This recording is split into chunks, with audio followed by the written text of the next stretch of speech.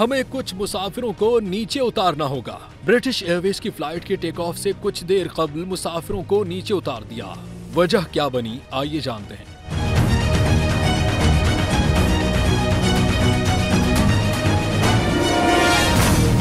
गैर मुल्की मीडिया के मुताबिक परवाज फ्लोरेंस एयरपोर्ट से रवाना होने वाली थी, जहां दर्जे हरारत 35 डिग्री सेंटीग्रेड तक जा पहुंचा था। शदीद गर्मी के बायस हवा की कसाफत में कमी आई, जिससे जहाज को टेक ऑफ के लिए ज्यादा ईंधन दरकार हुआ। लेकिन इजाफी ईंधन का मतलब था ज्यादा वजन, और चूंकि फ्लोरेंस की रनवे मुख्तसर है, इसलिए तैयारे का वजन कम करना नागुज़ीर हो गया। पहले 36 मुसाफिरों को उतारने की बात की गई, मगर आखिरकार 20 मुसाफिरों को तैयारे से उतारा गया। एक खातून मुसाफिर ने बताया कि पायलट ने खुद आकर वजह बयान की, जिस पर मुसाफिरों ने मिला जुला रद्द-ए-अमल दिया। ब्रिटिश एयरवेज के तर्जुमान ने इस पर माजरत करते हुए कहा कि मुसाफिरों के लिए फौरी मुतबादिल इंतजामात कर दिए गए हैं।